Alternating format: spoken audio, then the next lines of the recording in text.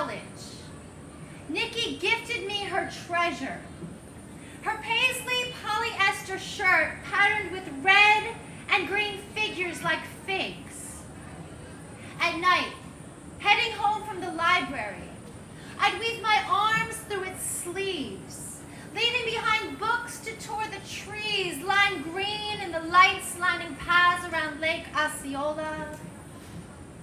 Ageless angels smoothed the way as I wandered the cornerless nursery. That shirt was magic. Complex lines and lives snaked together geometric necks, twisted slithering vines around each other.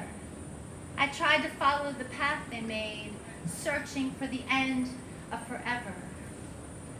I wore it warming up in ballet. Then traveling home across violin fields, I'd tendu pointed toes through notes like doorways. I'd piqué between clefs, and my dance in releve, though those strings to this day still play in the grass. And some nights, Nikki and I would climb pebble roofs to look down on our lives. The clouds blanketing the sky sprayed rain warm on our hair as the summer sun, dripping drops from the tip of each strand. Most nights, though, I set off alone, and as wind off the lake turned spokes of windmills unwinding in the dark, I pirouette in pinwheels of polyester arms, feeling my adulthood beginning. I was newly freed to choose my own direction. So I made my own decisions, though sometimes petals hung from stems like tears, like wombs meant to protect conception, like eggs drooping into the earth under shrouds of parachutes. An amber crescent reclines beside the moon tonight.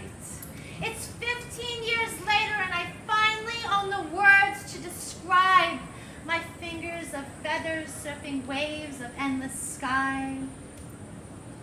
Living rivers once flowing Eden still feed the veins that branched from my heart.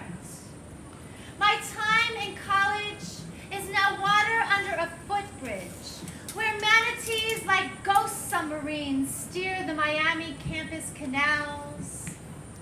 My home is Georgia now, where these sea cows swim invisibly my backyard creek under nested parliaments of owls.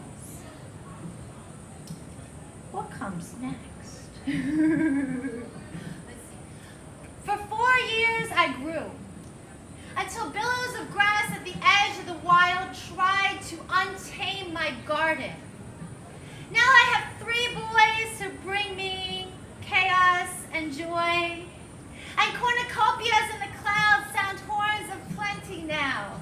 While pine cones are still maturing on the boughs, my words curve around 1,000 bells from their golden mouths vibrations toll.